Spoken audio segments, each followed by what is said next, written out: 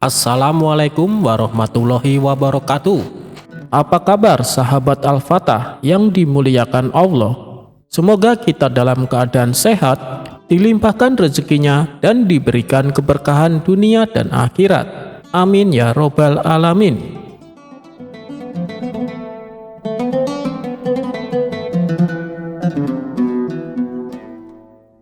Pagi itu, langit di Baghdad begitu cerah. Angin bertiup lembut membawa aroma rempah dan roti hangat dari pasar.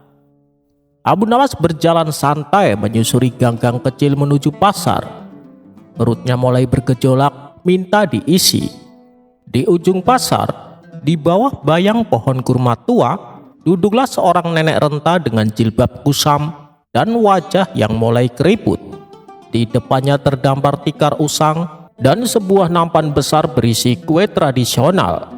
Ada baklava berlapis madu, kue kurma isi kacang, dan manisan wijen. Wajahnya lelah, namun matanya jernih, memancarkan keteguhan hati. Abu Nawas mendekatinya, lalu duduk berjongkok di depannya. "Assalamualaikum, Nek," ucap Abu Nawas. "Waalaikumsalam, Nak. Mau beli kue?" tanya nenek tersebut. Abu Nawas mengangguk sambil tersenyum. Ia mendekatkan wajahnya, mencium aroma manis dari kue-kue tersebut. "Wah, aroma kuenya seperti buatan tangan seorang ibu yang penuh cinta," ujar Abu Nawas. Nenek itu terkekeh. "Kau pandai merayu, Nak, tapi jangan harap dapat kue gratis ya. Satu potong 2 dirham, dan itu pun belum tentu mengenyangkan." Abu Nawas tertawa. "Sayangnya, Nek, hari ini aku benar-benar tidak membawa 1 dirham pun," ucap Abu Nawas. Wajah sang nenek mendadak berubah. Ia menarik nampannya pelan. "Maaf, Nak, aku menjual kue ini bukan untuk kaya, tapi untuk makan hari ini. Kalau kuberikan gratis, besok aku tidak bisa kembali ke pasar," jawabnya. Abu Nawas tak tersinggung sedikit pun. Ia tahu nenek itu berkata jujur. Ia juga tidak tega meninggalkannya begitu saja. Maka ia duduk di samping nenek itu, memandang orang-orang berlalu lalang. Lalu muncul ide cemerlang. Abu Nawas bangkit, berdiri di depan tikar si nenek, lalu mulai berseru dengan gaya seorang pedagang ulung. "Wahai warga Baghdad, kue terenak di pasar ada di sini. Buatan tangan seorang nenek yang doanya tembus ke langit. Rasa manisnya menyembuhkan luka hati, dan teksturnya lembut seperti bisikan bidadari," ucap Abu Nawas. Orang-orang yang awalnya hanya lewat mulai tertarik. Mereka berhenti. Seorang ibu mendekat dan membeli 2 potong. Seorang pedagang kain ikut mencicipi dan membeli 1 nampan kecil. Seorang bangsawan bahkan memesan 10 potong untuk keluarganya. Tak lama kemudian, nampan kue yang penuh tadi menjadi kosong. Nenek itu terdiam lama, tangan tuanya gemetar memegang kantong koin yang kini penuh. Matanya berkaca-kaca, bukan karena lelah, tapi karena haru. "Wahai Abu Nawas, andai aku bisa membayar jasamu dengan lebih dari sekadar 2 potong kue," katanya pelan. Abu Nawas tersenyum dan menolak kue itu. "Nenek, aku tidak lapar karena perut. Aku lapar karena ingin membantu," jawab Abu Nawas. Si nenek memaksanya menerima 2 potong kue. Dan dengan suara lirih ia berkata, "Kau mungkin tak membawa uang, tapi kau membawa akal dan hati yang bersih. Itu jauh lebih mahal," ucapnya. Abu Nawas tertawa kecil. "Dan kau, nenek, telah menjual dari sekedar kue. Kau menjual harapan, sabar, dan cinta." Hari itu, Abu Nawas pulang sambil menikmati kue pemberian sang nenek. Rasanya memang luar biasa. Manisnya tidak hanya dari madu, tapi dari ketulusan seorang penjual yang mengaduk adonan dengan harapan, lalu menjualnya dengan doa. Sementara sang nenek sejak hari itu tak pernah lagi berjualan sendirian. Setiap pagi, Abu Nawas sering terlihat duduk di sampingnya, mempromosikan dagangan dengan kata-kata jenaka, membuat siapapun yang lewat tak kuasa menahan tawa dan lapar.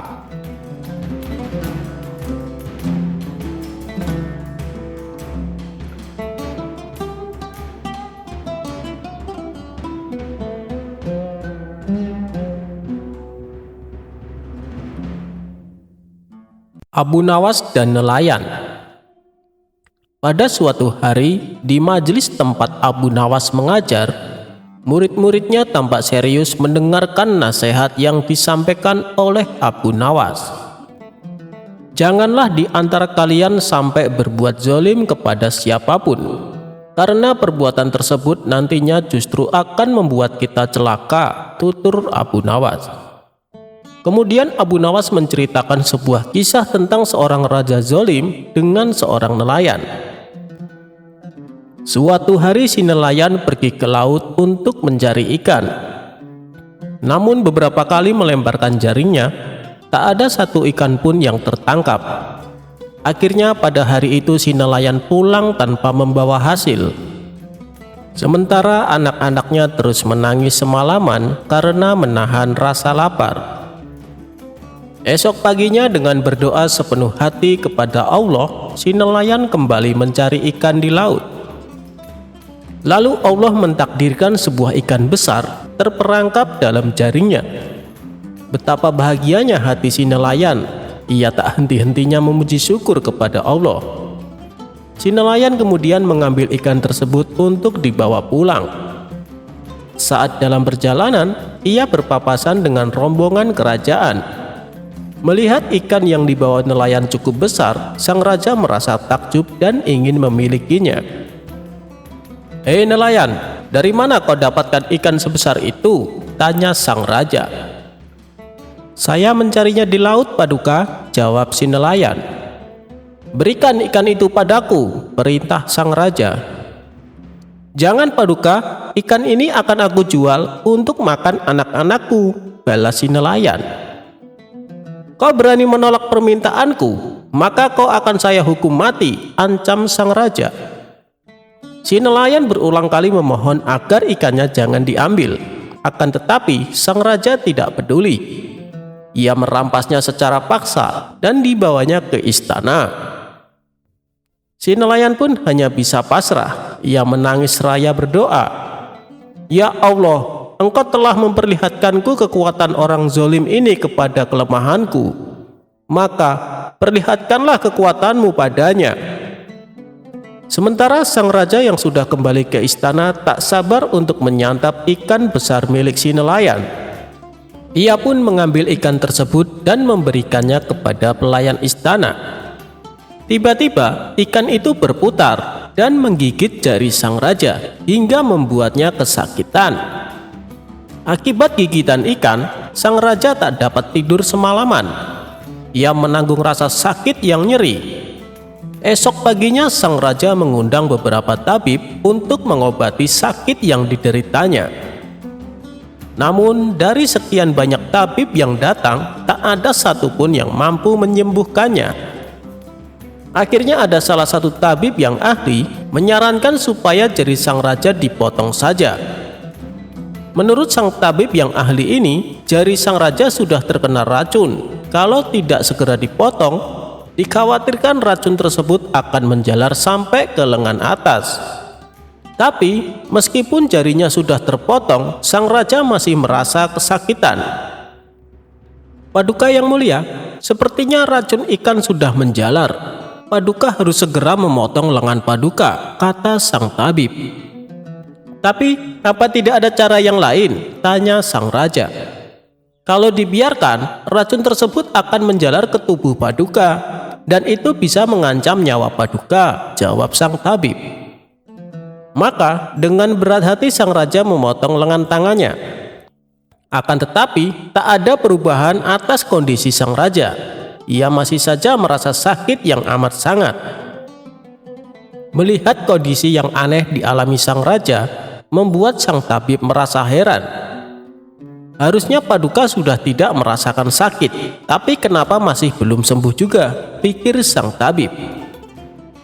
Kemudian dengan berhati-hati sang tabib bertanya, "Maaf Paduka yang mulia, kejadian yang dialami Paduka sungguh tidak wajar. Kalau boleh hamba tahu, dari mana Paduka mendapatkan ikan tersebut?" Sang raja pun menceritakan bahwa ikan yang didapat hasil dari merampas seorang nelayan. Mendengar hal itu, sang tabib lalu menyarankan kepada sang raja, Lebih baik Paduka pergi dan cari dia dan minta maaflah padanya agar ia menghalalkan ikan yang Paduka rampas. Dengan begitu, maka tidak akan ada lagi anggota tubuh Paduka yang dipotong. Setelah mendengar saran tersebut, sang raja segera mencari keberadaan si nelayan. Dengan bantuan para pejabat dan pengawal istana, akhirnya rumah si nelayan berhasil ditemukan. Sang raja pun langsung menemuinya untuk meminta maaf dan meminta agar diikhlaskan ikan yang telah ia rampas. Dengan hati yang tulus, nelayan itu memaafkannya. Sejak saat itu, sakit yang dialami sang raja berangsur-angsur sembuh, meskipun ia harus kehilangan salah satu tangannya. Dan untuk menebus kesalahannya, kebutuhan ekonomi keluarga si nelayan dijamin sepenuhnya oleh sang raja. Sang raja pun berjanji tidak akan pernah lagi berbuat zalim kepada rakyatnya. Setelah selesai menceritakan kisah raja zalim dan seorang nelayan, Abu Nawas menutupnya dengan sebuah nasihat. Itulah kenapa kita dilarang berbuat zalim kepada siapapun, karena pada akhirnya justru kita yang akan menderita, tutur Abu Nawas kepada murid-muridnya.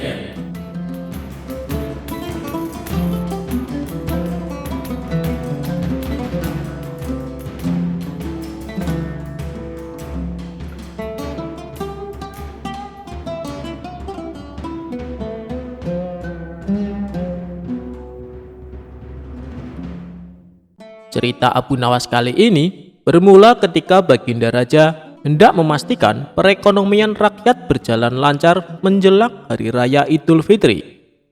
Ia pun memerintahkan Menteri Perdagangan Al-Mukarram Syekh Abdillah Ihsanuddin Al-Samarkandi untuk memantau pasar. Baginda Raja meminta agar sang menteri mengecek bahwa semua kebutuhan pokok masyarakat tersedia, mulai yang terbesar hingga paling kecil. Satu saja bahan pokok tidak ada di pasar, maka itu akan jadi gorengan politik sampai pelosok desa bahwa raja tidak becus memimpin Baghdad. Pastikan gula tersedia di pasar, harga garam murah, gandum tidak kurang. Pokoknya Anda cek semua kebutuhan pokok masyarakat, titah Baginda Raja kepada Menteri Ihsanuddin. Satu lagi, sekarang menjelang lebaran, jangan cuma pasokan daging yang dikontrol, tapi kulit ketupat juga. Barang murah biasanya diremehkan, nanti orang bilang kulit ketupat yang murah saja tidak ada, apalagi daging, imbuh Baginda Raja. Baik Baginda Raja, jawab sang menteri. Keluar dari istana, menteri langsung memanggil staf ahli negara yakni Abu Nawas untuk membantu mengecek pasar. Ia memerintahkan pujangga cerdas yang dikenal loyal kepada Baginda Raja ini untuk mengecek pasar dengan asumsi tidak mungkin memberi laporan palsu. Menteri meminta Abu Nawas mengecek pasar dan mendata semua yang ada di sana. Pastikan semua kebutuhan pokok rakyat tersedia. Pastikan semua kebutuhan pokok rakyat tersedia dan tidak ada yang menimbun barang, pintanya. Alangkah bahagianya Abu Nawas ketika berada di pasar. Dia melihat semua kebutuhan rakyat tersedia. Rakyat gembira di bawah kepemimpinan Baginda Raja. Gula menumpuk, garam tersedia, gandum murah, daging apa saja ada. Pokoknya Baghdad di bawah Baginda Raja benar-benar mencerminkan kemakmuran. Abu Nawas juga mengecek kulit ketupat sesuai pesan menteri. Benar juga, jika kulit ketupat saja tidak ada di pasar, bagaimana dengan kapulaga dan bawang bombay? Dengan wajah ceria, Abu Nawas kembali ke istana menteri untuk melaporkan hasil surveinya. Wah, Baghdad tersenyum di bawah kepemimpinan Baginda Raja dan Menteri Ihsanuddin, jelasnya. Semua kebutuhan pokok tersedia. Bagaimana dengan garam, gandum, gula? Tanya Ihsanuddin untuk menambah keyakinannya. Ada Tuan Menteri, jawab Abu Nawas lagi. Daging? Tanya menteri makin penasaran. Daging banyak, semua halal, ucap Abu Nawas meyakinkan menteri. Bagaimana dengan kulit ketupat? Ingat, ini musim lebaran, kata menteri kembali bertanya. Nah, untuk kulit ketupat sudah saya cek di semua pasar. Kulit ketupat kosong, ungkap Abu Nawas. Mendengar jawaban Abu Nawas, Menteri Ihsanuddin kaget luar biasa. Tanpa bertanya lagi, dia bergegas menuju istana dan menyampaikan laporannya agar Baginda Raja senang. Sesampainya di istana, si menteri segera melaporkan kepada raja. Baginda, ada kabar baik dan juga ada kabar buruk. Baginda mau dengar yang mana dulu, ucap sang menteri. Apa kabar baiknya? Tanya Baginda Raja. Semua kebutuhan pokok tersedia di pasar, jawab sang menteri. Kabar buruknya? Tanya lagi Baginda Raja dengan penuh rasa penasaran. Kabar buruknya hanya kulit ketupat yang tidak ada di pasaran, entah hilang dari pasaran atau ada yang menimbun, kata menteri yakin. Mendengar jawaban menterinya, Baginda Raja mengerahkan serdadunya untuk menebang pelepah kurma sebanyak mungkin, lalu membuat kulit ketupat ramai-ramai. Ia ingin membanjiri pasar dengan kulit ketupat agar para penimbun kulit ketupat kecelek dan rugi besar. Tapi Baginda Raja tidak puas. Dia langsung terjun ke pasar hari itu juga mengecek kebutuhan pokok.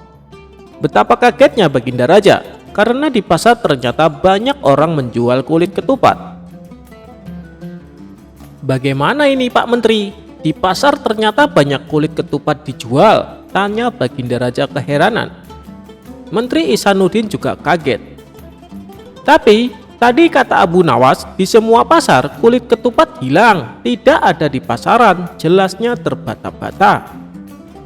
Dia lalu berteriak memanggil Abu Nawas.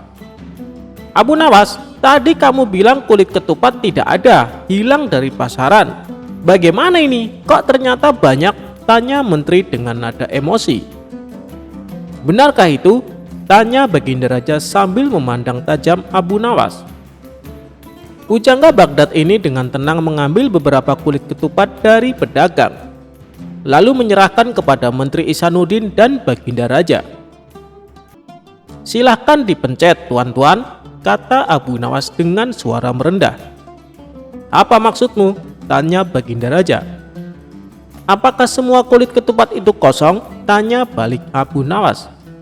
Ya, benar, semua kosong, jawab Baginda Raja dan menteri berbarengan. Nah, itulah yang tadi saya sampaikan kepada menteri. Tadi saya katakan di semua pasar kulit ketupat kosong. Lalu salah saya di mana? Tegas Abu Nawas menjelaskan. Abu Nawas! Teriak Menteri Ihsanuddin. Nah, begitulah cerita Abu Nawas tentang kulit ketupat yang kosong di pasaran, sehingga membuat menteri dan Baginda Raja panik.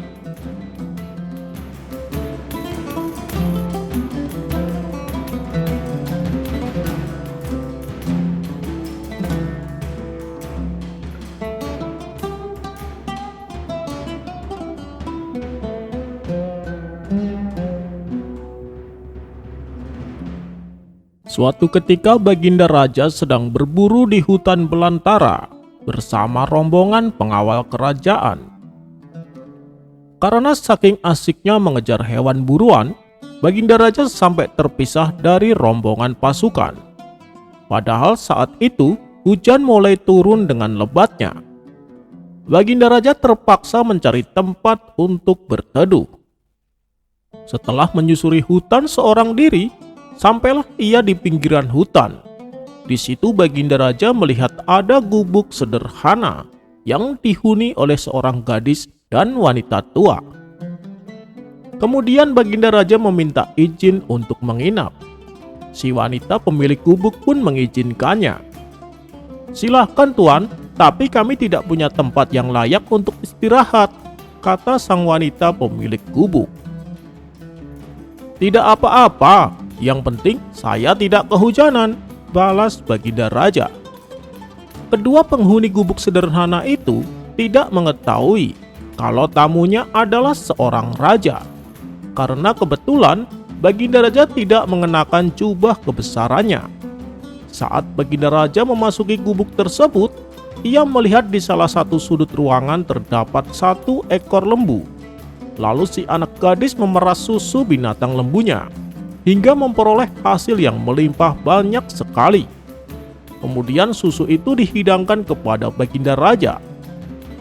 Saat Baginda Raja meminumnya, Baginda Raja merasakan betapa segar dan nikmatnya susu lembu tersebut. Melihat keadaan yang demikian, terbesitlah dalam benak Baginda Raja untuk menerapkan pemungutan pajak bagi setiap pemilik lembu.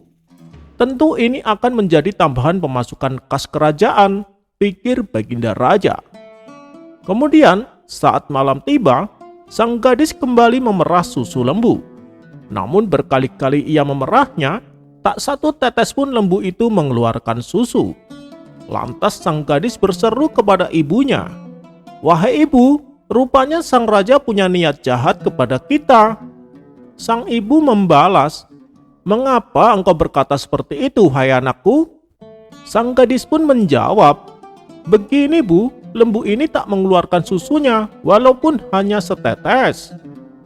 Sang ibu lalu kembali berkata, "Sabarlah wahai anakku, ini sudah malam. Nanti menjelang subuh, cobalah lagi untuk memerahnya."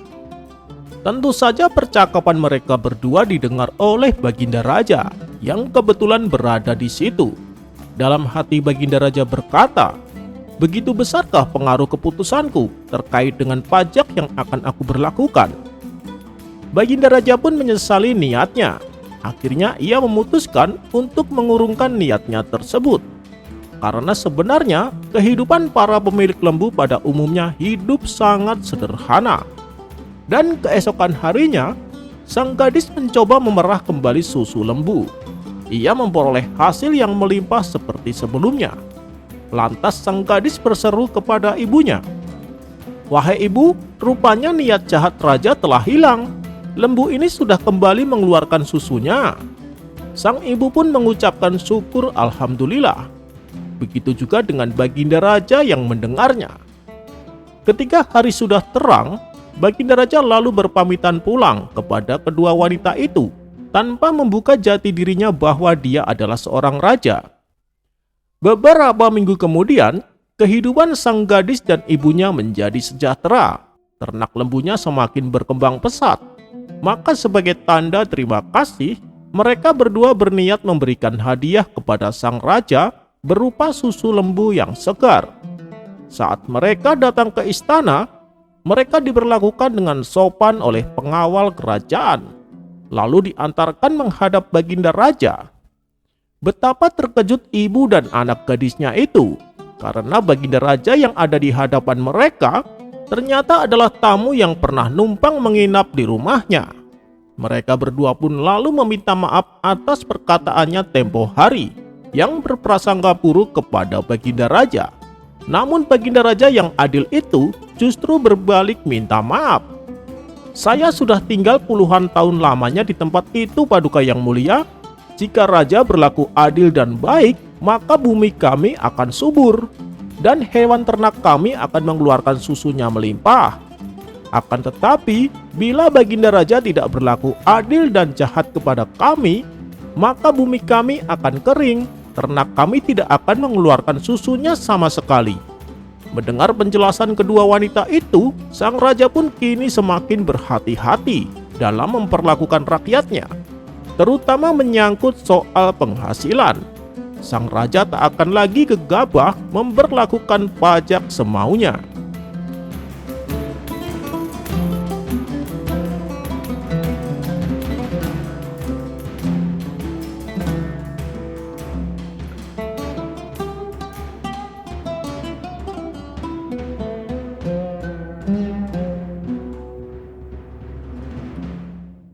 Diceritakan bahwa ulama sufi yang bernama Bahlul adalah kerabat dekat daripada Khalifah Harun, dan ia dulunya adalah seorang pejabat istana yang sangat alim dan jujur.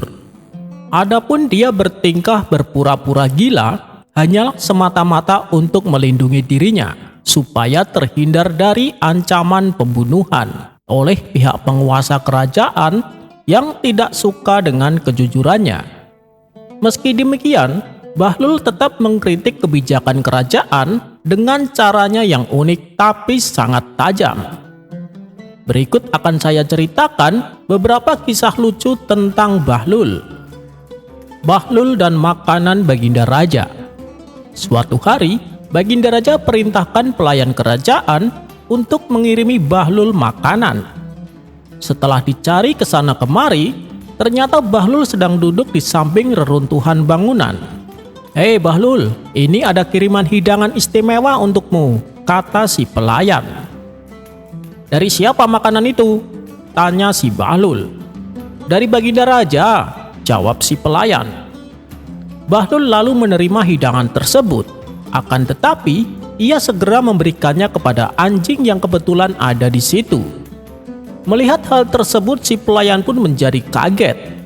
"Hei Bahlul, kenapa kau berikan makanan dari Baginda kepada anjing?" hardik si pelayan. Tapi dengan entengnya Bahlul membalas, "Hei pelayan, diamlah. Bila anjing ini tahu kalau makanan tersebut dari Baginda Raja, maka ia juga tidak akan mau memakannya." Mendengar itu, si pelayan pun hanya geleng-geleng kepala. Bahlul dan pedagang. Suatu hari, seorang pedagang dari Baghdad menemui Bahlul untuk meminta nasihat. "Wahai Tuan Bahlul, berilah aku saran usaha apa yang harus aku jalankan supaya aku bisa memperoleh keuntungan yang banyak," pinta si pedagang. "Belilah kapas dan besi, lalu jual ke pasar," jawab si Bahlul. Pedagang itu pun lalu pergi dan melakukan apa yang diperintahkan Bahlul. Ia membeli kapas dan besi dalam jumlah yang banyak. Setelah beberapa bulan, si pedagang menjual kembali barang-barang tersebut dan memperoleh keuntungan yang banyak. Ketika semua barang dagangannya laku terjual habis, si pedagang kembali menemui Bahlul untuk kembali meminta saran kepadanya. "Wahai Bahlul gila, menurutmu kali ini barang apa yang harus aku beli supaya keuntunganku lebih banyak?" tanya si pedagang. "Belilah bawang dan semangka," jawab si Bahlul. Pedagang itu pun menuruti saran Bahlul. Ia membeli bawang dan semangka dalam jumlah yang cukup banyak. Dan beberapa hari kemudian bawang dan semangka yang dibelinya semuanya menjadi busuk, sehingga ia mengalami banyak kerugian. Dengan penuh kecewa dan emosi, si pedagang mendatangi Bahlul. "Hei Bahlul, ketika aku minta nasihat padamu pertama kali, kau menyarankan aku untuk beli kapas dan besi. Dan saat itu memang aku memperoleh keuntungan yang banyak. Tapi ketika aku minta saran untuk yang kedua kalinya, kamu malah membuatku bangkrut. Harta kekayaanku habis karena saranmu," kata si pedagang menahan emosi. "Hei pedagang, dengar ya. Pertama kali kau menyapaku, kau menyebutku Tuan Bahlul. Karena kau menyapaku sebagai orang yang cerdas, maka aku memberi saran padamu dengan kebijakanku. Sementara saat kau minta saran kedua kalinya, kau memanggilku dengan panggilan Bahlul gila. Maka aku memberimu saran layaknya orang gila," kata Bahlul menjelaskan. Si pedagang pun merasa malu atas perbuatannya dan membenarkan jawaban si Bahlul. Bahlul diminta kritik Baginda Raja. Suatu hari saat Bahlul diajak ke istana, Baginda Raja berkata kepadanya, "Wahai Bahlul, kritiklah aku," pinta Baginda Raja. "Hei Harun, jika kamu berada di tengah-tengah gurun, di mana di tempat itu tak ada air setetes pun, sementara kamu sedang kehausan dan mendekati kematian, apa yang akan kau berikan untuk mendapatkan seteguk air?" tanya si Bahlul. "Aku akan memberikan dinar dan emas yang banyak," jawab Baginda Raja. "Tapi bagaimana jika orang yang memiliki air tidak mau menukarnya dengan dinar dan emasmu? Lalu apa yang akan kau tawarkan?" tanya Bahlul kembali. "Aku akan memberikan separuh dari kerajaanku," jawab Baginda Raja. "Baik, setelah kau minum air itu, lalu kau terserang penyakit tidak bisa buang air kecil. Apa yang akan kau tawarkan kepada satu-satunya orang yang bisa menyembuhkan penyakitmu?" tanya Bahlul. "Aku akan berikan sisa separuh kerajaanku," jawab Baginda Raja.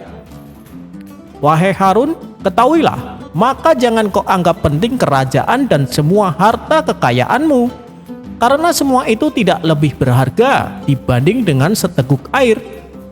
Apakah tidak sepatutnya engkau berbuat baik kepada makhluk-makhluk Allah? Kata Bahlul menasehati.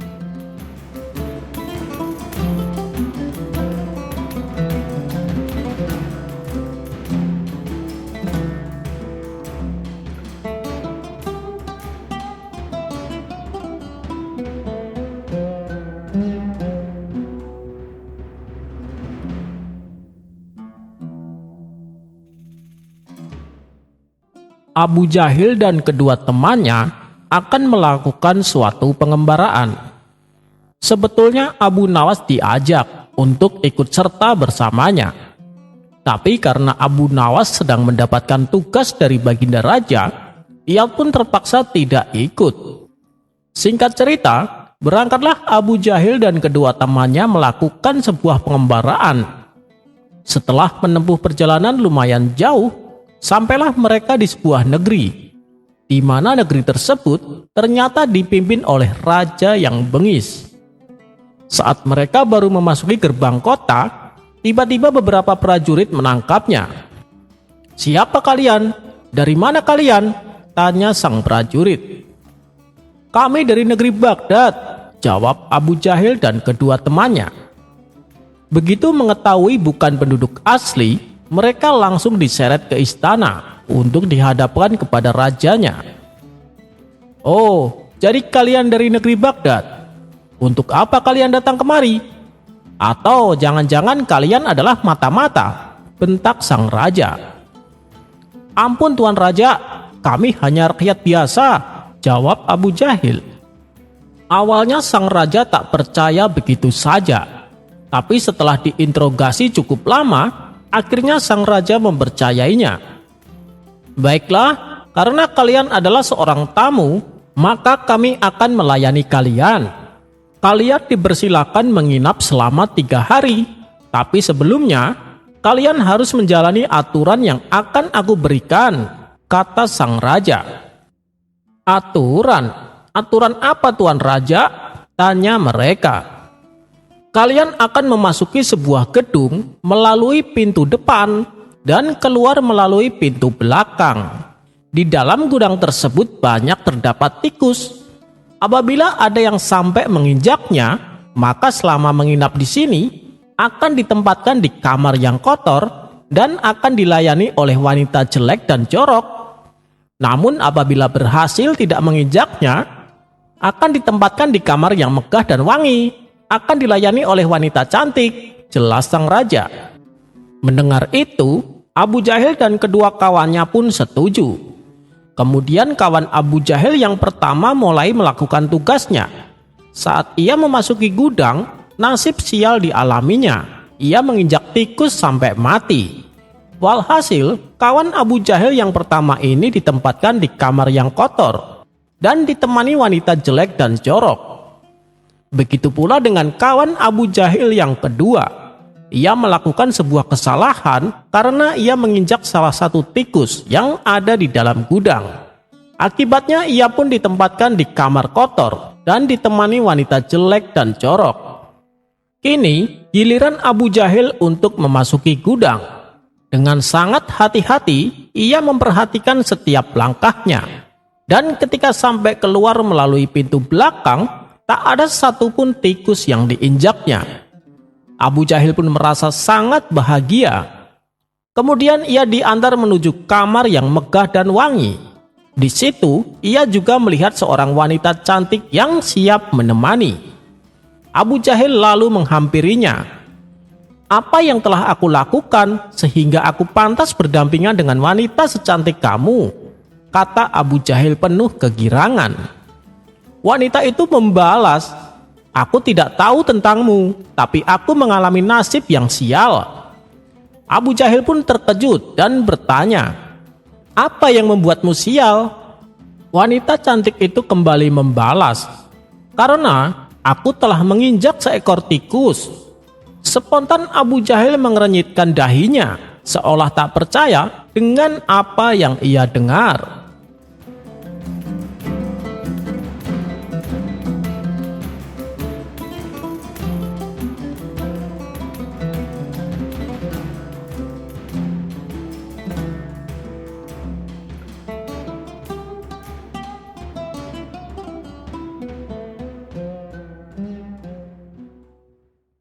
Belakangan ini, situasi di kampung Abu Nawas sedang marak pencurian.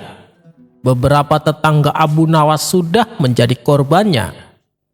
Pelakunya terbilang nekat sebab ia beraksi hanya seorang diri. Namun apabila ada yang berani melawan atau menghalang-halanginya, si pencuri tak segan-segan untuk membunuhnya. Tentu saja hal ini membuat warga resah. Berbagai upaya sudah dilakukan untuk mengungkap siapa pelakunya. Tapi si pencuri sangatlah cerdik sehingga identitasnya sulit diketahui. Akhirnya, warga meminta bantuan istana supaya kampungnya dijaga. Maka Baginda Raja mengirim puluhan prajurit untuk menjaga keamanan. Beberapa prajurit disiagakan di tempat-tempat yang rawan pencurian. Sementara beberapa prajurit lainnya bertugas berkeliling kampung. Namanya saja pencuri cerdik, ia bisa dengan mudah menyelinap tanpa ketahuan. Dan kali ini rumah Abu Nawas yang akan menjadi sasarannya. Saat tengah malam tiba, si pencuri memanjat atap rumah Abu Nawas. Sang istri yang masih terjaga menyadari kehadiran si pencuri di atap rumah. Ia pun segera membangunkan Abu Nawas. "Wahai suamiku, di atap rumah kita ada seorang pencuri," kata sang istri kepanikan. Abu Nawas terkejut dan terbangun. "Aku takut suamiku, apa yang harus kita lakukan?" tanya sang istri. Sejenak Abu Nawas terdiam. Kalau mau melawan itu tidak mungkin, bisa-bisa malah mati terbunuh, pikir Abu Nawas. Di saat suasana sedang genting tak menyurutkan Abu Nawas untuk kehilangan akal cerdiknya. "Tenang saja, aku punya ide, kau turuti saja perintahku," kata Abu Nawas. Setelah Abu Nawas memberitahu rencananya, sang istri langsung mengiyakannya. Kemudian dengan suara lantang, sang istri berkata, "Wahai suamiku, apakah di karung ini semuanya berisi uang? Dari mana kau dapatkan uang sebanyak ini?" Abu Nawas pura-pura emosi dan menjawab, "Tengah malam begini, kau membangunkan aku hanya untuk menanyakan asal-usul uang tersebut?" Sang istri kembali berkata, "Benar wahai suamiku, sebab aku penasaran. Uang sebanyak ini kau dapatkan dari mana?" Abu Nawas membalas, "Dulu semasa muda aku adalah perampok dan uang tersebut adalah hasil rampokanku." "Ah, aku tidak percaya, kamu pasti bohong," ujar sang istri. "Wahai istriku, jika kau tahu apa rahasianya, pasti kau akan percaya," tutur Abu Nawas. "Ceritakanlah padaku, aku sungguh ingin mengetahuinya," timpal sang istri. "Aku akan memberitahumu, tapi kamu harus janji, jangan bilang siapa-siapa. Sebab bila rahasia ini sampai kedengar oleh si pencuri, dia bisa menggasak semua uang kita," ujar Abu Nawas. "Saya janji suamiku, saya tidak akan mengatakan kepada siapapun," balas istrinya. "Begini wahai istriku, waktu itu aku memanjat atap rumah yang akan aku satroni. Sebelum itu aku melihat ke atas langit. Apabila bulan belum muncul, aku menunggunya," kata Abu Nawas. "Untuk apa menunggu bulan?" tanya istrinya pura-pura penasaran. "Justru di sini rahasianya. Apabila bulan sudah muncul, aku akan terjun dari atap rumah, tapi dengan mengucapkan mantra 3 kali. Abrakadabra," kata Abu Nawas memberitahu. "Apakah tidak berbahaya?" tanya sang istri. "Tentu saja tidak. Dengan mantra tersebut, cahaya bulan akan membuatku melayang dan jatuh berlahan. Itulah kenapa aku menunggu bulan muncul, dan dengan mantra tersebut, aku bisa masuk ke dalam rumah orang tanpa terlihat oleh siapapun. Dan aku bisa mencuri rumah orang tanpa ketahuan," kata Abu Nawas menjelaskan. Sementara si pencuri yang berada di atap rumah Abu Nawas mengupik pembicaraan mereka berdua. "Ilmu yang luar biasa, kau sungguh bodoh Abu Nawas. Malam ini hartamu akan saya kuras habis tanpa kamu sadari," kata si pencuri dalam hati. Ia pun segera mempraktekkan ilmu yang ia dengar dari Abu Nawas. "Malam ini aku sangat beruntung, cahaya bulan sangat mendukung untuk aksiku. Ia bersinar sangat terang," kata si pencuri. "Abrakadabra," ucap si pencuri. Kemudian ia membiarkan dirinya jatuh dari atap rumah. Aksinya ini membuat si pencuri jatuh ke tanah dengan kondisi terluka parah. Tulang rusuknya patah, tulang kakinya juga patah. Si pencuri menggeliat dan berteriak kesakitan. Mendengar ada kegaduhan di depan rumah, Abu Nawas dan para tetangga beramai-ramai mendatanginya. "Ada apa ini Abu Nawas? Dan siapa yang terluka ini?" tanya salah satu warga. "Dia adalah si pencuri yang selama ini meresahkan," jawab Abu Nawas. Tidak lama kemudian, para prajurit istana yang menjaga keamanan datang dan meringkus si pencuri. Dan sejak saat itu suasana kampung Abu Nawas pun menjadi aman kembali.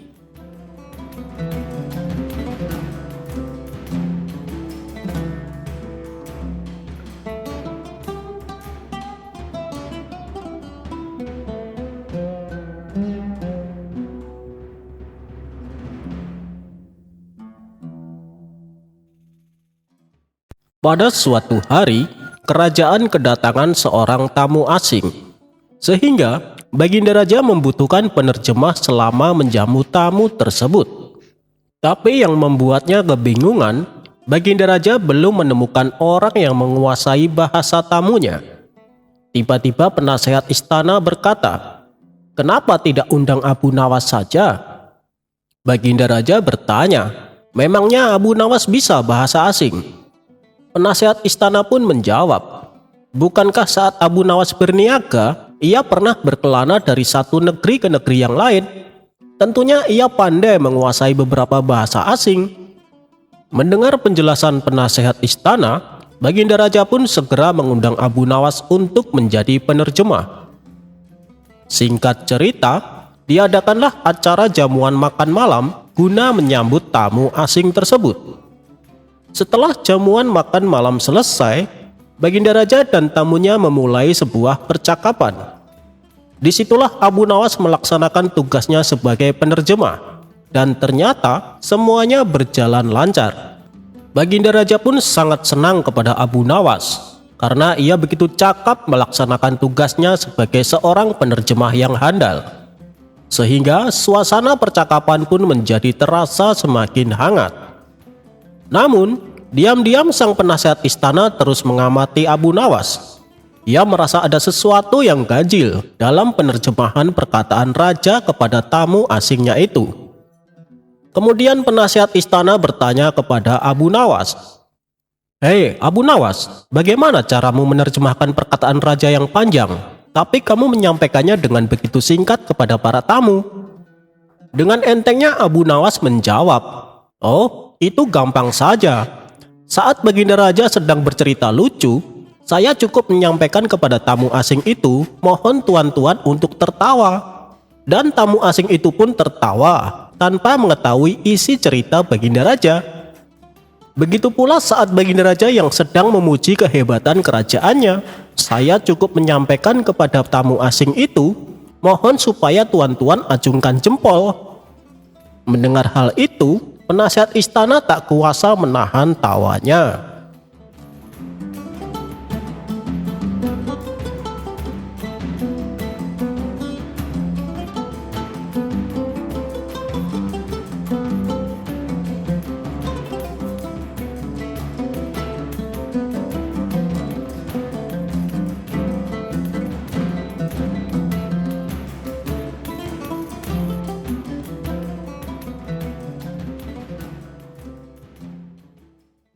Cara Abu Nawas mengembala kambing. Pada suatu hari, Abu Nawas dipanggil untuk menghadap raja di istana. Kemudian oleh raja diberikan 2 ekor kambing, yang satu kurus dan yang satu gemuk. Kemudian raja berkata, "Wahai Abu Nawas, ini ada 2 ekor kambing. Gembalakanlah olehmu. Aku beri waktu 40 hari. Ketika sampai waktunya, engkau bawa kembali kedua ekor kambing tersebut. Keduanya harus sama-sama gemuk.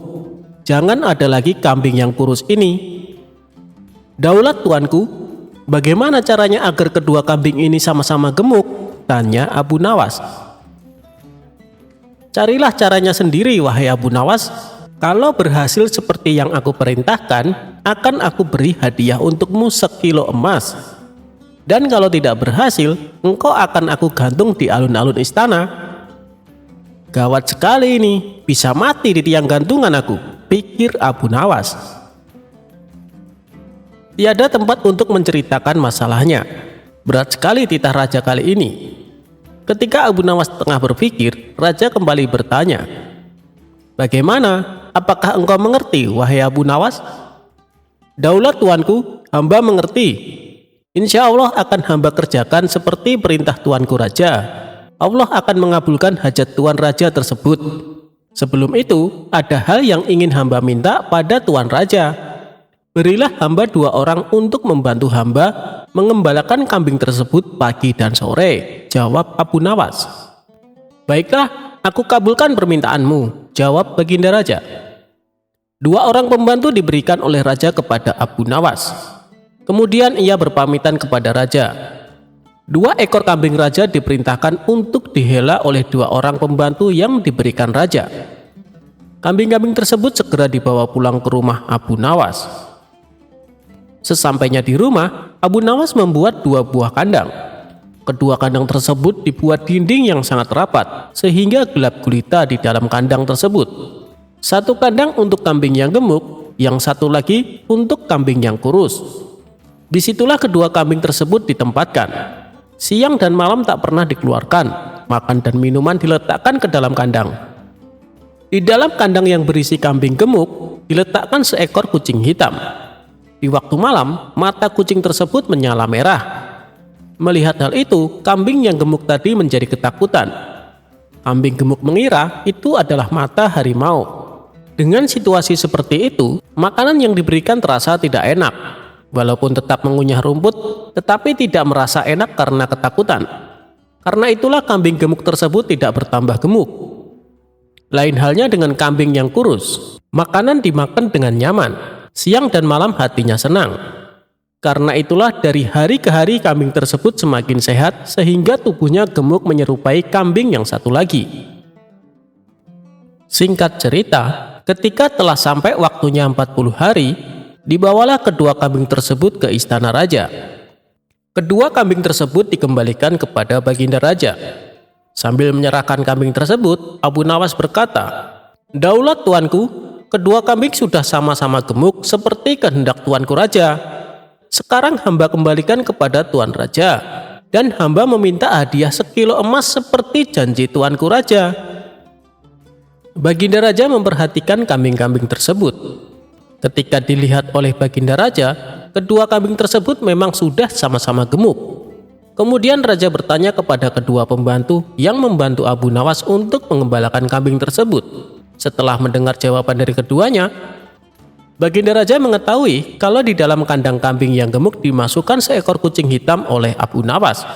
Sambil tertawa sang raja berkata, "Oh, begitu rupanya cara engkau memelihara kambing, wahai Abu Nawas. Benar-benar cerdik engkau." Setelah itu diberilah oleh raja kepada Abu Nawas 1 kilo emas seperti yang dijanjikan hadiah untuk memelihara kambing. Selamatlah Abu Nawas dari tiang gantungan.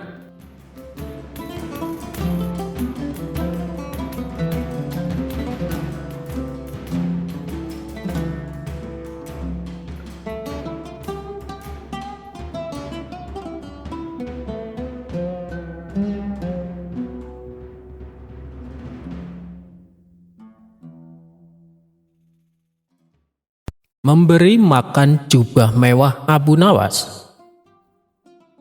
Pada suatu hari, saudagar yang kaya raya akan mengadakan pesta besar dan mewah. Karena yang mengadakan pesta adalah saudagar kaya, Tentu yang diundang dari golongan orang-orang kaya. Tapi beda dengan Abu Nawas. Meskipun bukan orang kaya, tapi ia diundang ke pesta tersebut. Dengan senang hati Abu Nawas pun menyanggupi untuk datang. Selepas asar, Abu Nawas sengaja mengosongkan perutnya agar di pesta nanti bisa makan sebanyak-banyaknya. Setelah langit mulai gelap, Abu Nawas bersiap pergi menghadiri pesta tersebut. Singkat cerita, sesampainya di rumah saudagar kaya, Abu Nawas melihat sudah banyak orang berkumpul. Ada juga beberapa tamu yang baru datang. Hampir semua orang memakai jubah kebesarannya, dan para tamu yang datang disambutnya dengan ramah oleh si tuan rumah. Akan tetapi, Abu Nawas yang memakai jubah usang, belum lagi warnanya yang telah memudar, jadi tak ada seorang pun yang menyambutnya. Bahkan tidak ada yang mau mengajaknya bicara. Abu Nawas dengan kecewa memutuskan untuk pulang ke rumah. Tak lama setelah itu, Abu Nawas kembali ke pesta. Tapi kali ini ia memakai jubah yang bagus dan indah. Berbeda dengan sebelumnya, tuan rumahnya menyambutnya dengan ramah. Abu Nawas dipersilahkan duduk di depan meja yang besar dan penuh hidangan mewah bersama tamu-tamu yang lain. Tapi bukannya makan dengan lahap seperti yang dibayangkan tadi siang, Abu Nawas tak sedikit pun menyentuh hidangan tersebut. Abu Nawas malah membuka jubahnya dan ia letakkan di atas hidangan itu. Kemudian berteriak, "Hei jubah indah, makanlah hidangan itu." Tentu saja tingkah Abu Nawas ini mengundang banyak perhatian para tamu undangan, termasuk si tuan rumah saudagar kaya. Lalu Abu Nawas berkata lagi, "Tadi waktu aku pertama kesini memakai baju usang, tidak ada seorang pun yang menyapa atau menyambutku, apalagi mengajakku makan. Tapi saat aku kembali dan memakai jubah mewah, aku disambut dengan ramah, dipersilahkan duduk dan makan. Jadi makanan ini adalah hak jubahku, bukan aku," ujar Abu Nawas menjelaskan. Seketika tuan rumah si saudagar kaya pun tersadar dan meminta maaf kepada Abu Nawas.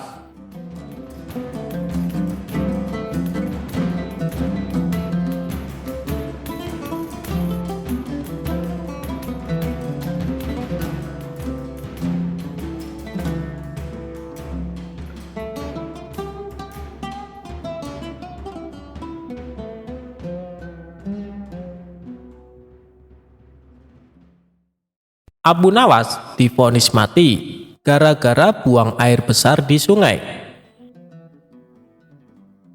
Kisah ini berawal ketika Abu Nawas menjelajahi hutan bersama Baginda Raja.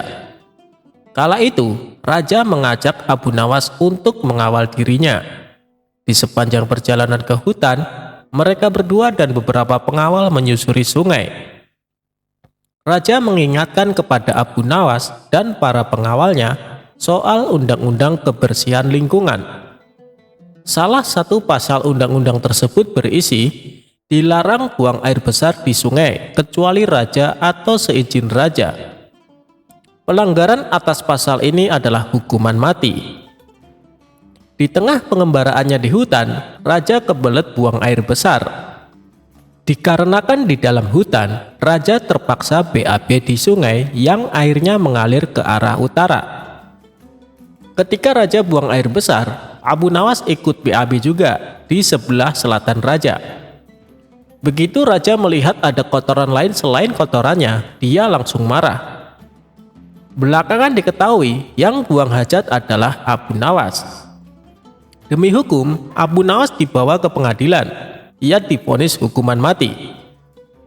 Namun, sebelum hukumannya dilaksanakan, Abu Nawas diberi kesempatan untuk membela diri. "Raja yang mulia, saya rela dihukum mati, tapi saya akan sampaikan alasan kenapa ikut buang air besar bersama raja. Itu adalah bukti kesetiaanku kepada raja, karena sampai kotoran raja pun harus aku kawal dengan kotoranku. Itulah pembelaanku dan alasanku, Baginda Raja," Hukumlah aku, jelas Abu Nawas. Tak pelak pledoi tersebut membuat raja terharu.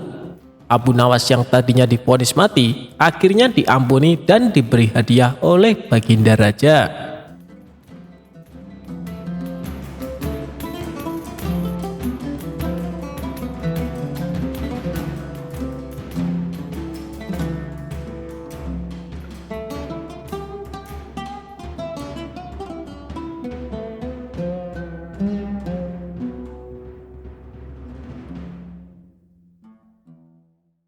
Berkat satu butir kurma, santri Abu Nawas menang sayembara. Abu Nawas memiliki banyak santri. Di sela-sela kesibukan, ia selalu menyempatkan diri mengajar santri-santrinya. Setiap hari ba'da sholat asar, para santri berangkat menuju rumah Abu Nawas dengan antusias. Ada seorang santri bernama Ahmad. Ia pendiam namun pintar. Sampai satu ketika, ada seseorang santri bertanya, "Kenapa Abu Nawas begitu perhatian kepada Ahmad?" Abu Nawas menangkap ada kecemburuan di antara para santrinya, hingga suatu ketika dia mengadakan sayembara. "Sayembara apa Tuan Guru?" ujar salah seorang santrinya. "Besok kalian membawa buah kurma. Kurma yang termanis itulah pemenangnya. Sebagai hadiah akan kuberikan sorban," ujar Abu Nawas. Mereka pun berlomba-lomba membeli kurma ke pasar. Ada juga santri yang memetik di kebun orang tuanya. Ahmad sebagai anak yatim dan miskin hanya mempunyai 3 kurma di rumahnya. Saat dia jalan, dia melihat anak kecil menangis, lalu merasa iba dan menghampirinya. "Aku ingin makan buah kurma," kata anak kecil itu. Ahmad memberi 1 butir kurma kepada anak kecil itu. Di tangannya tersisa 2 butir kurma lagi. Namun di perjalanan dirinya bertemu Abu Nawas yang menyamar sebagai seorang pengemis yang lapar. "Aku lapar, berikanlah aku makanan," ujar pengemis itu. "Aku hanya ada 2 butir kurma, kek," kata Ahmad. "Berikanlah saya 1 butir dan satunya lagi untukmu," ujar pengemis tersebut. Ahmad pun memberikan 1 butir kurma. Ia lalu melanjutkan lagi perjalanannya. Sayangnya santri lain tidak ada yang memberikan kurma itu kala Abu Nawas menyamar sebagai pengemis di pinggir jalan. "Enak saja ingin kurma ini.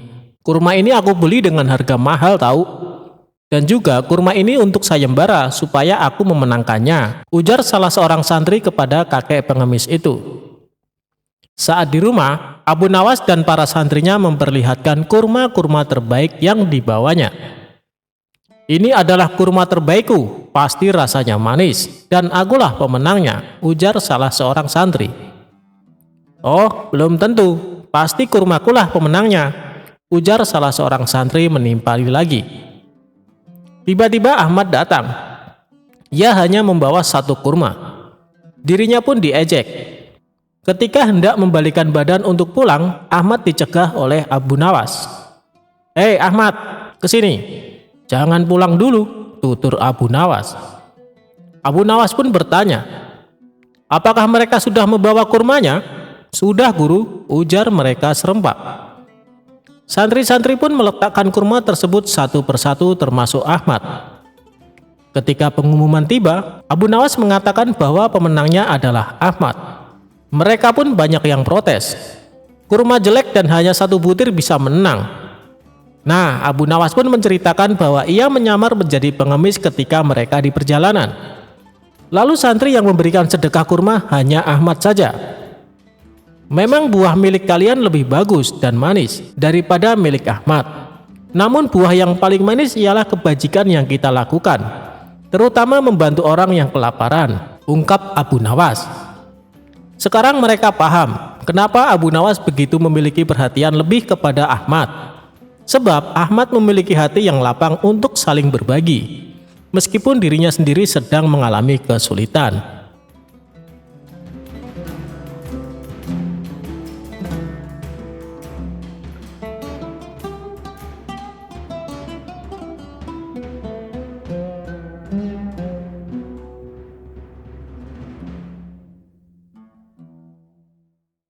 Dikisahkan ada seorang pemuda yang terkenal gampang emosi, dan ia tak segan-segan memukul siapa saja yang dianggapnya membuat jengkel.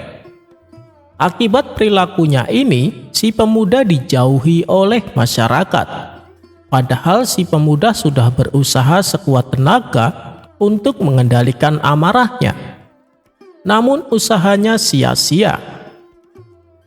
Setelah bertahun-tahun lamanya, si pemuda yang mudah naik darah ini menyadari bahwa ia sering mendapatkan kesulitan karena sifatnya itu.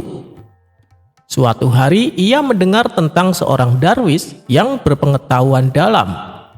Ia pun menemuinya untuk meminta nasihat.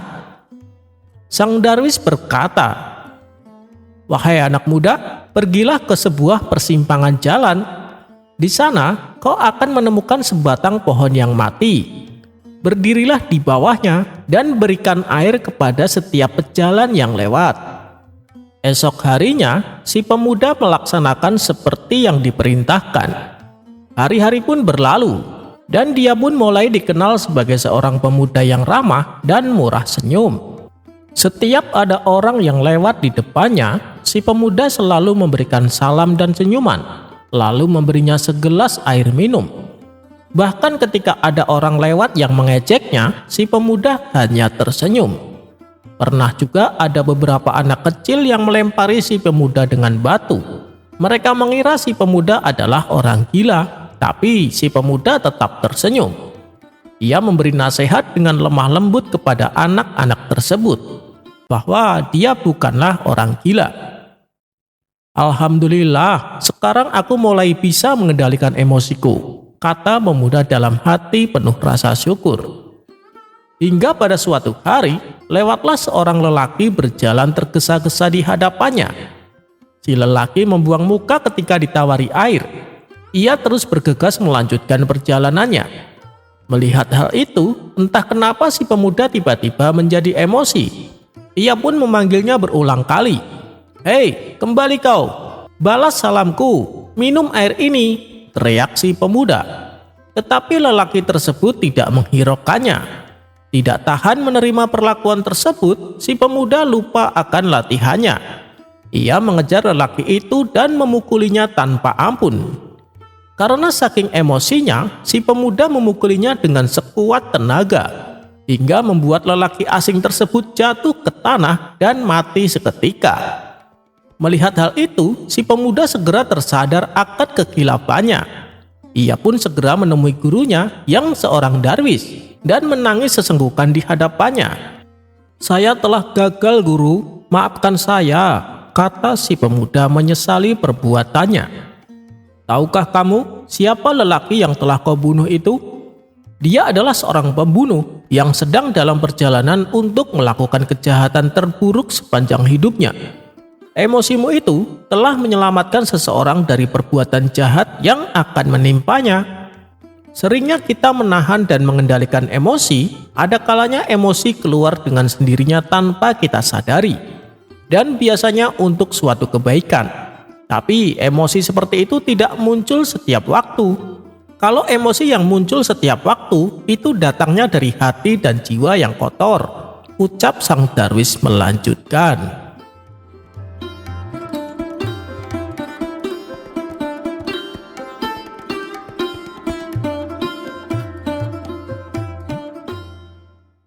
Kebun Abu Nawas dirusak sapi. Abu Nawas bernama lengkap Abu Ali Al-Hasan bin Hani Al-Hakami, merupakan pujangga ternama. Abu Nawas merupakan tokoh sufi yang cerdik dan cerdas. Ia hidup sejaman dengan baginda Raja Harun. Abu Nawas juga dikenal dengan sosok yang jenaka, sehingga tak jarang orang-orang terhibur dengan tingkahnya. Namun, kisah kesuksesan Abu Nawas tidak selamanya menghampiri. Berikut kisah apes Abu Nawas. Abu Nawas memiliki kebun yang cukup luas. Kebun tersebut sudah lama ia tanami berbagai macam sayuran yang dapat menghasilkan cukup banyak uang. Oleh karena itu, Abu Nawas sangat menjaga kebunnya itu. Ia tidak ingin kebunnya dimasuki maling. Bahkan, ia juga tidak ingin bila kebunnya dirusak meskipun hanya sedikit. Ia tak segan-segan akan memukul siapapun yang merusak kebunnya itu. Suatu hari, saat sedang beristirahat di kebun, tiba-tiba ia melihat seekor sapi memasuki kebunnya. Parahnya lagi, sapi tersebut memakan daun-daun dan semua tanaman yang ada di kebun Abu Nawas. Tentu saja hal itu membuat Abu Nawas sangat marah. Dengan cepat, ia pun mengambil ranting pohon yang cukup tebal dan panjang dan berlari mengejar sapi tersebut. Melihat Abu Nawas yang berapi-api, sapi itu segera berlari menghindari kejaran Abu Nawas. Yang lebih membuat marah karena si sapi itu tak kunjung keluar dari kebunnya. Karena diinjak-injak, seluruh tanaman Abu Nawas pun rusak. Setelah beberapa menit, akhirnya sapi itu berhasil keluar dari kebun dan selamat dari amarah Abu Nawas. Akibat kejadian tersebutlah Abu Nawas sangat dendam kepada sapi tersebut. Setiap hari ia selalu menunggu kehadiran si sapi di kebunnya. Namun hingga seminggu sapi itu tak kembali muncul. Hingga pada suatu ketika saat pulang dari kebunnya, Abu Nawas berpapasan dengan seorang petani yang sedang menaiki gerobak yang ditarik sapi yang saat itu merusak kebunnya. "Nah, itu dia sapinya. Kali ini kau tak akan bisa menghindar dariku," kata Abu Nawas geram. Tanpa bertanya lagi, Abu Nawas segera mengambil ranting pohon dan memukul sapi tersebut berkali-kali. Sapi itu hanya bisa pasrah. Sang sapi tak bisa berlari menghindar karena sedang menarik gerobak. Tapi tentu saja perbuatan Abu Nawas ini membuat si petani marah. "Hei, ada apa dengan sapiku? Kenapa kamu terus-terusan memukulnya?" bentak si petani. "Jangan ikut campur, ini urusanku dengan sapi. Ia tahu kesalahan yang telah diperbuatnya," balas Abu Nawas. Petani itu hanya bisa melongo mendengar jawaban Abu Nawas. Setelah puas memukul sapi itu, Abu Nawas lalu pergi meninggalkan sapi dan si petani. "Dasar orang gila," gerutu sang petani. Petani itu pun kemudian melanjutkan perjalanannya. Itulah kisah unik Abu Nawas yang bikin geleng-geleng kepala.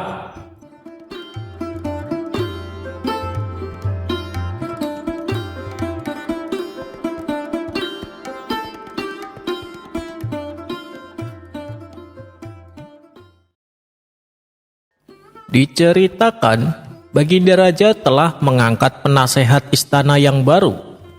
Namun dengan keberadaannya di istana, membuat Abu Nawas susah sekali menemui Baginda Raja. Penasehat istana ini memang tidak suka dengan Abu Nawas, sehingga segala cara ia lakukan agar Abu Nawas menjauh dari Baginda Raja. Abu Nawas pun menangkap gelagat yang tidak beres dengan perilaku penasehat istana tersebut. Hingga pada suatu hari, Abu Nawas kedatangan seorang tamu yang sedang ditimpa masalah. Tanah dan rumahnya telah dirampas oleh penasehat tersebut, dan kini ia meminta keadilan agar tanah dan rumahnya bisa kembali. "Kenapa dia melakukan itu padamu?" tanya Abu Nawas. "Dia itu adalah tetanggaku. Rumahku berdampingan dengan rumahnya. Namun ketika ia membangun kembali rumahnya lebih megah, dia merampas tanah dan rumahku hanya untuk memperluas bangunan rumahnya. Bilangnya ini demi kepentingan kerajaan," kata tamu tersebut memberitahu. Sesaat Abu Nawas merasa bingung. Ia tidak tahu bagaimana caranya agar bisa mengadukan hal ini kepada Baginda Raja. Sedangkan saat ini untuk menemuinya saja sangatlah sulit. Itu dikarenakan ulah dari penasehat istana. Setelah lama berpikir, Abu Nawas menemukan jalan keluarnya. "Sebaiknya kamu pulang saja. Aku akan ke istana untuk membantu masalahmu," kata Abu Nawas kepada tamunya. Singkat cerita, datanglah Abu Nawas dengan mengenakan jubah panjang dan membawa tongkat di tangannya. Melihat kehadiran Abu Nawas di depan gerbang istana, Sang penasehat segera mencegahnya untuk masuk. Akan tetapi timbul rasa penasaran. Kenapa Abu Nawas berpenampilan tidak seperti biasanya? Mau apa kau kemari? Dan kenapa berpakaian seperti itu? Tanya penasehat istana. Aku adalah orang suci yang ingin menemui paduka raja, jawab Abu Nawas. Apa? Orang suci? Maksud kamu sekarang menjadi seorang nabi? Balas penasehat istana. Sudah, beritahu saja rajamu bahwa ada orang suci ingin menghadap, kata Abu Nawas. Tiba-tiba terlintas di benak penasehat istana akan sebuah rencana jahat untuk memfitnah Abu Nawas. Baiklah Abu Nawas, kali ini kau kuizinkan masuk, kata penasehat istana. Maka diantarlah Abu Nawas menghadap Baginda Raja. Sesampainya di hadapan Baginda Raja, sang penasehat istana langsung melancarkan rencana jahatnya. Wahai paduka yang mulia, Abu Nawas telah mengaku sebagai seorang nabi. Ia mengatakan bahwa dia adalah orang suci, lapor penasehat istana. Spontan Baginda Raja terkejut mendengarnya. Apakah benar begitu Abu Nawas? Kau jangan macam-macam. Aku bisa saja menjatuhimu hukuman mati karena berani mengaku sebagai seorang nabi, bentak sang raja. Abu Nawas hanya tersenyum dan berkata, yang pasti aku adalah orang suci paduka. Akan tetapi Baginda Raja menangkap ada maksud lain yang telah direncanakan oleh Abu Nawas. Ia tahu bahwa apa yang dilakukan Abu Nawas semata-mata agar Abu Nawas bisa bertemu dengannya. Sementara itu penasehat istana segera memanfaatkan situasi ini untuk mencari muka di hadapan Baginda Raja. Ia berpura-pura ikut emosi dengan pengakuan Abu Nawas sebagai seorang nabi. Niatnya ia ingin memamerkan kepada Baginda Raja bahwa ia bisa dengan mudah menjebak Abu Nawas.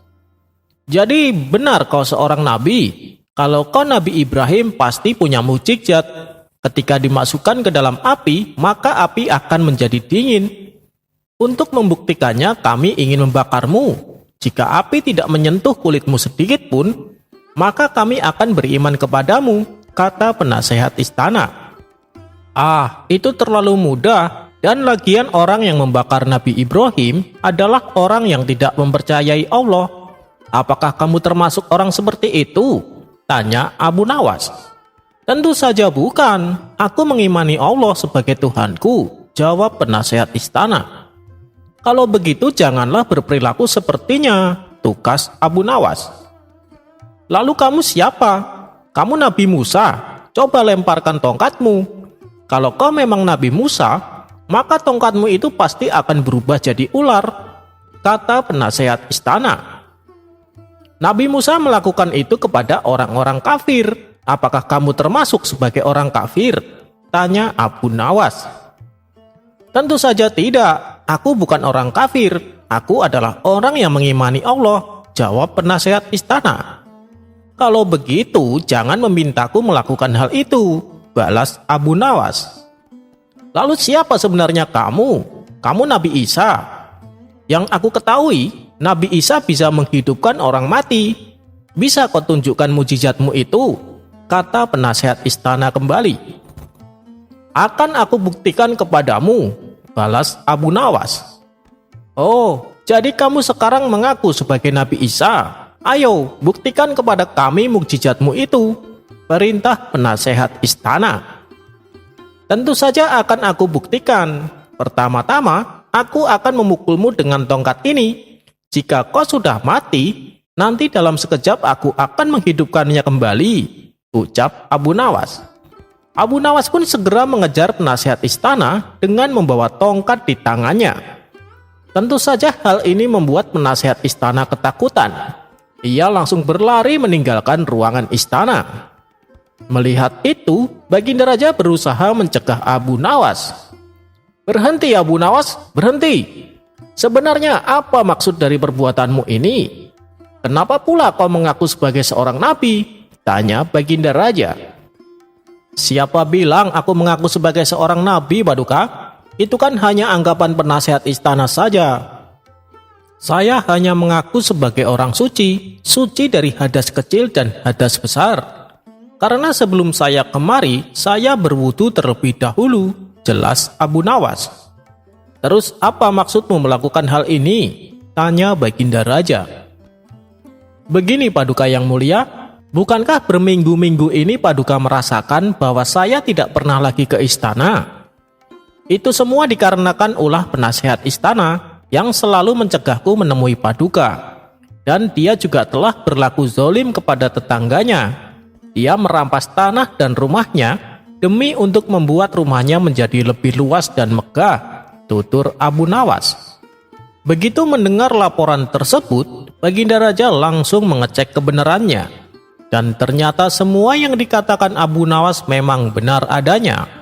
Tanpa pikir panjang, Baginda Raja segera memecat penasehat istananya dan memasukkannya ke dalam penjara.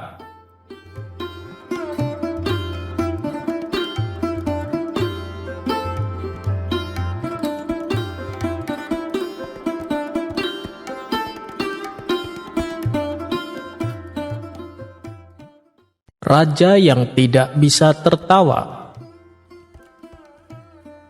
Dikisahkan, ada sebuah kerajaan yang dipimpin oleh seorang raja yang tidak bisa tertawa. Itu dikarenakan sang raja telah kehilangan putra yang amat dicintainya. Meskipun peristiwanya sudah berlangsung lama, namun sang raja masih memendam kedukaan. Khawatir dengan kondisi sang raja, kemudian pihak istana membuat sayembara. Barang siapa yang bisa membuat raja tertawa akan diberi hadiah uang yang banyak. Dalam waktu sekejap, sayembara tersebut tersebar sampai ke pelosok negeri. Masyarakat pun datang berduyun-duyun untuk mengikuti sayembara yang diadakan istana. Namun, sampai saat ini belum ada yang bisa membuat raja tertawa. Pernah ada seorang pelawak terkenal menghiburnya dengan cerita lucu.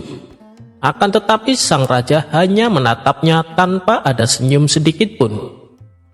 Kemudian disusul pertunjukan sirkus yang mencoba menghibur sang raja. Ia melakukan akrobatik dan membuat seisi istana tertawa terpingkal-pingkal. Namun di tengah suasana yang penuh gelak tawa, sang raja hanya terdiam dengan pandangan mata yang kosong. Sementara itu di tempat lain, Abu Nawas yang baru saja tiba di negeri tersebut mendengar sayembara itu. Ia pun bergegas menuju istana, mencoba keberuntungannya dengan mengikuti sayembara. Sesampainya di istana, "Siapa kamu? Dari mana asalmu?" tanya sang raja. "Nama saya Abu Nawas, Tuan Raja. Saya dari negeri Baghdad," jawab Abu Nawas. "Oh, apa tujuanmu kemari?" tanya sang raja kembali. "Saya membawakan daging yang bisa membuat Tuan Raja tertawa. Silahkan Tuan makan daging ini," kata Abu Nawas. Karena penasaran, sang raja mengambil daging tersebut dan segera memakannya. Ketika ia tengah mengunyah daging, sang raja tiba-tiba tertawa sampai terpingkal-pingkal. Semua orang terkejut dan bertanya, "Wahai Paduka Raja, apa yang membuat Anda tertawa?" Baginda Raja lalu menjelaskan, "Bukan daging ini yang membuatku tertawa, tapi kelakuan Abu Nawas di depanku ini," kata sang raja terus tertawa. Sontak seisi ruangan istana ikut tertawa terpingkal-pingkal melihat ulah kocak Abu Nawas. Rupanya saat sang raja makan daging, Abu Nawas sengaja mempertontonkan celananya yang dipakainya secara terbalik. Akhirnya Abu Nawas pun berhak mendapatkan hadiah karena berhasil membuat raja tertawa.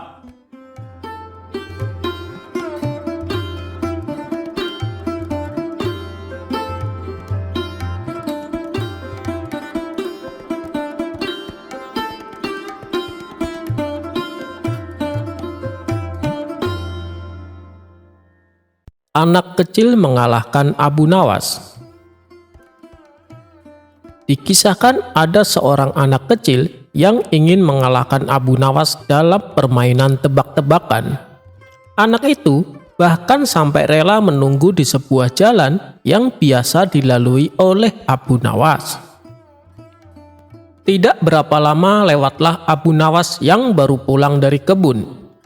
Ia membawa 2 buah labu yang dipetik dari kebun miliknya. Anak kecil tersebut lalu segera menghampiri dan menyapanya.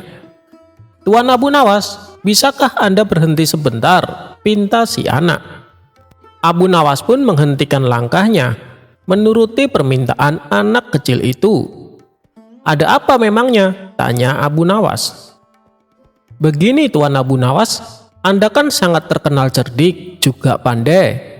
Oleh karena itu, aku ingin menantang Anda main sebuah tebak-tebakan," kata si anak penuh percaya diri. "Boleh, apa peraturannya?" tanya Abu Nawas. "Begini Tuan, apabila Tuan Abu Nawas tidak bisa menjawab tebakanku, maka buah labu yang ada di tangan Anda jadi milikku," ujar si anak kecil. "Baik, silahkan, apa tebak-tebakanmu?" ucap Abu Nawas. "Coba tebak, burung kecil yang ada dalam genggaman tanganku ini hidup atau mati. Kalau Tuan Abu Nawas menjawab salah, maka buah labunya jadi milikku," kata si anak kecil itu. Dengan wajah tersenyum, Abu Nawas mengangguk setuju. Lalu ia pun menjawab, "Burung kecil dalam genggamanmu itu sudah mati," jawab Abu Nawas. Mendengar jawaban tersebut, si anak kecil senang sekali. "Anda salah Tuan Abu Nawas," teriak dia kegirangan. Lalu membuka genggaman tangannya dan membiarkan burungnya terbang bebas. "Oh iya, aku salah. Baiklah, buah labu ini menjadi milikmu," balas Abu Nawas tersenyum bahagia. Si anak kecil merasa heran, kenapa Abu Nawas malah terlihat gembira. Tapi di lain pihak, ia mendapat 2 buah labu tanpa harus membelinya.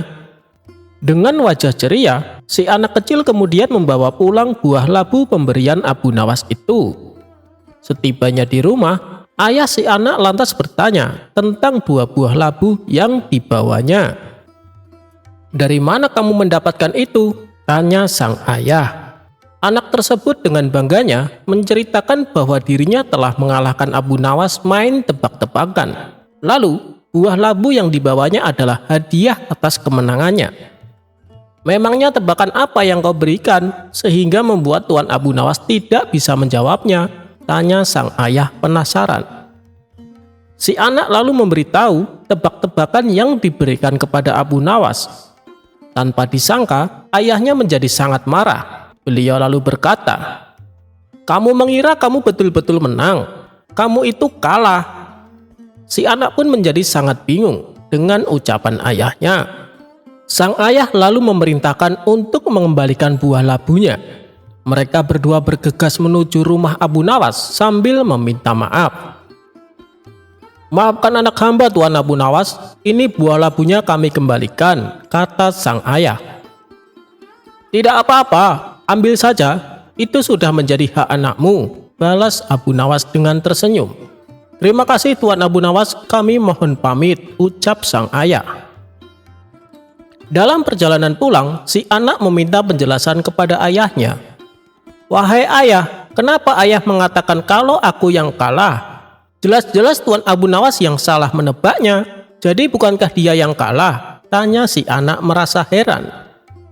Sang ayah menarik napas panjang dan mulai menjelaskan.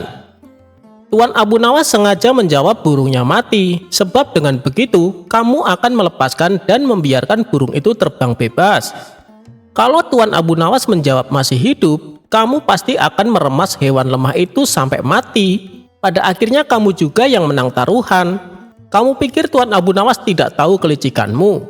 Dia rela memberikan buah labu dan dianggap kalah. Tapi sejatinya Tuan Abu Nawaslah pemenangnya.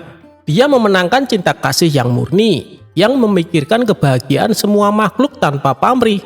Sedangkan bagi yang egois hanya memikirkan apa yang akan didapatkan.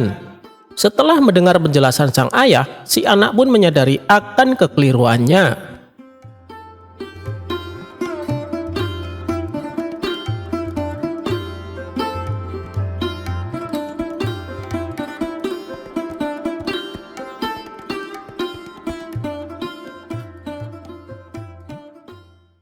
Di warung tempat Abu Nawas nongkrong, salah satu kawannya terlihat murung karena sedang dirundung masalah. Tidak lama kemudian datanglah Abu Nawas. Melihat ada kawannya yang sedang murung, Abu Nawas merasa iba. Ia pun segera menghampiri kawannya tersebut. "Hei, kawan, sepertinya engkau sedang ada masalah ya? Coba ceritakan padaku," kata Abu Nawas membuka percakapan. Kawannya itu lalu menceritakan permasalahan yang sedang dihadapinya. Sebagai seorang sahabat, Abu Nawas lalu mencoba menghibur dengan sebuah cerita. Ia menceritakan kisah lucu tentang seorang anak petani.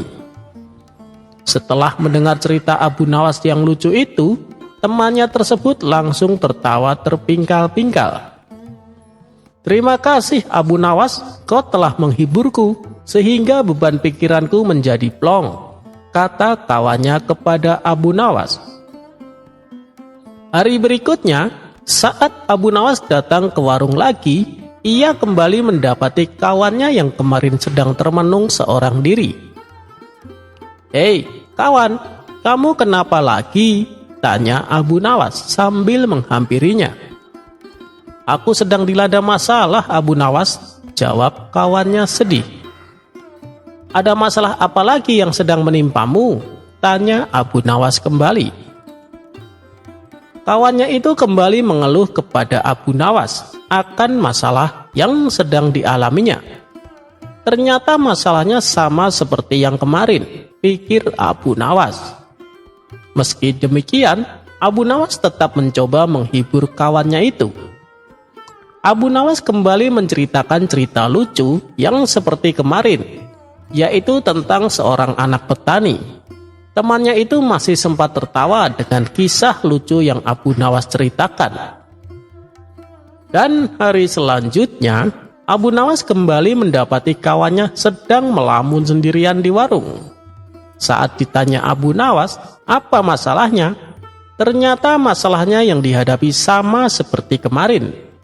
Abu Nawas pun kembali menghiburnya dengan cerita lucu yang sama. Tapi kali ini kawannya hanya diam saja. "Loh, kenapa tidak tertawa?" tanya Abu Nawas. Kawannya itu pun menjawab, "Sebab cerita lucu yang kamu bawakan sama seperti yang kemarin. Kalau diulang-ulang terus ya lucunya sudah tidak terasa, Abu Nawas." Mendengar jawaban tersebut, Abu Nawas hanya tersenyum.